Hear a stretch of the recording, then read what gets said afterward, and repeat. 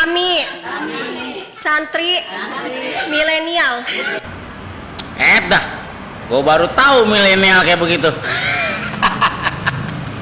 Itu milenial yang udah akhir kali Blak. Parah. Banyakan minum susu asam sulfat. Ada santri milenial lagi diajarin. Jangan diajarin, kasihan udah tua. Santri milenial gimana? Orang itu udah tua, kasihan.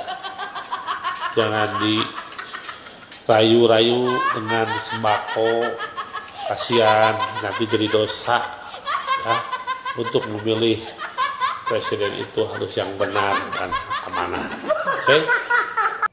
Kami santri milenial. Gak salah pakai filter tuh Pak. Kalau nggak salah pakai filter, ini Alfiah sama Fathul Barinya sudah di luar kepala ini pasti. Santri senior siapa? Sorry ya. Hanya bisa mengatakan apa yang ku rasa, ku menangis, membayangkan tanpa wajah. Jangan karena ambisi ingin jadi presiden, ingin jadi wakil presiden, seenaknya bicara.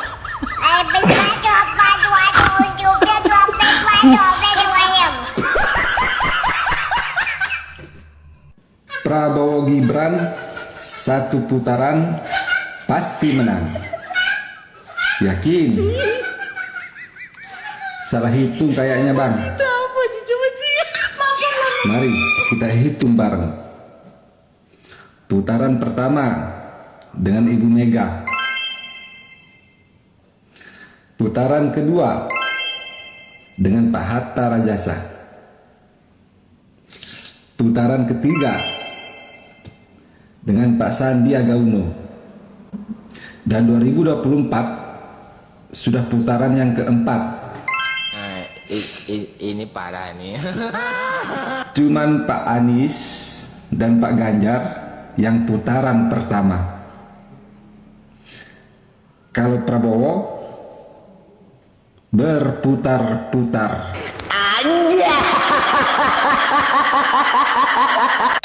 Siapa sih malam-malam? Hah? Pak Prabowo? Ngebet banget ini minta dukungan saya.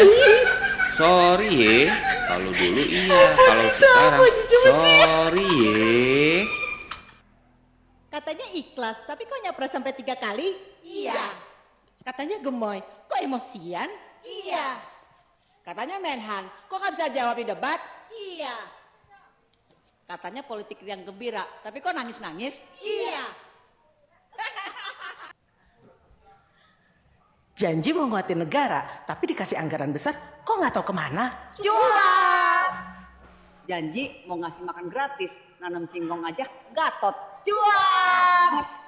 Janji mau ngasih perumahan, tapi tanah ribuan hektar, nggak jelas asal-usulnya dari mana? Cuas. Janji taat hukum, tuh yang hilang pada kemana? Cuas. 11 dari 100.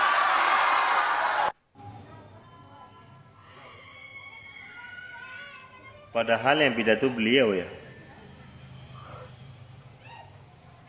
Tapi kok saya malu ya melihat pidato kayak gini ya. Saya tidak munafik sih. Saya dulu pendukung beliau pada saat Pilpres tahun 2019. Kok bisa-bisanya ya saya milih dan membela mati-matian orang seperti ini. Tapi itu dulu sih, tahun 2019.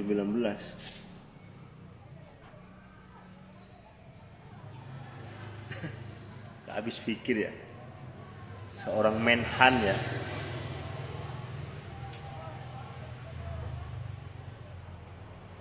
Itu aki-aki ngapa jadi kasar begitu ngomongnya ya? Ya itu kasar itu omongan itu. Lah gue mah mikirinnya kalau misalnya ada bocah itu nonton video itu. Lah ngikut ntar itu, niru itu. Lah gimana? Tidak mungkin saya meninggalkan rakyat Indonesia. Pembohong. Bapak bilang Pak Anies yang mengkhianati Bapak. Bapak yang mengkhianati rakyat. Banyak orang yang berkorban 2019 demi Bapak, malah Bapak tinggal masuk kabinet Jokowi. Ikhlas endasmu ikhlas. Apaan ikhlas? Orang bela-belain sampai ada yang kehilangan nyawa. Bapak enak-enak jadi menteri.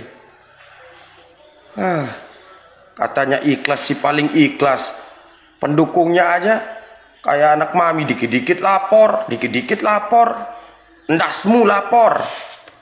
PA bener lu jadi pendukungnya. Buahnya lebat, tapi nggak ada yang manis. Katanya hebat, tapi baru debat ditanyain data saja sudah nangis-nangis. Kalian itu yang merasa pintar, biar agak pintar dikit ya, aku kasih tahu dikit. Gini, ibaratnya saya punya jagung, tapi banyak monyet. Datanglah kawan saya, Sinta NKRI, sini, supaya jagungmu itu tidak habis, saya belikan peralatan ini itu supaya jagungmu terjaga. Berapa anggarannya? Saya bilang 10 juta. Aku kasih uang 10 juta. Ternyata yang dibeli cuma senapang angin saja, yang nggak nyampe 5 juta anggarannya. Itu yang kutanya, datanya. Kok bisa cuman beli senapang kayak gini tapi uang yang 10 juta samamu kemana? Itulah ilustrasinya, sedikit bocorannya gitu. Jadi kalian gak usah nangis-nangis. Jangan kalian bilang ditanya hartanya banyak, dia itu orang kaya. Bukan hartanya yang ditanya, anggaran. Kok bisa habis uang segitu banyak tapi barang-barang yang dibelanjakan cuma segitu saja. Itu. Jadi gak usah nangis-nangis, malu nangis ya. Cup ya, gak usah nangis lagi. Karena apa? Seharusnya si calon presiden tadi, dia itu merangkul kita rakyat, tempat kita mengadu. Ini malah dia yang nangis, malah dia mau ngadu sama kita. Apa itu? Calon macam apa itu? Tegas pemimpin itu. Ditanya jawab, ini itu. Ya gitu. Walaupun dia benar, walaupun dia salah, nggak usah nangis-nangis lah. Kasihanlah rakyat 200 sekian puluh juta Indonesia melihat nangis-nangis katanya calon presiden. Kok nangis-nangis? Malu-maluin aja. Itu podium itu untuk KPU. Tolonglah, nanti diralat lagi. Jangan nanti naik lagi sekali lagi ke podium nangis-nangis. Malulah dilihat luar negeri. Calon pemimpin katanya yang tegas kok nangis-nangis. Yap, itulah video dari santri milenial yang berumur 70 tahun dan juga sentilan-sentilan netizen untuk Prabowo.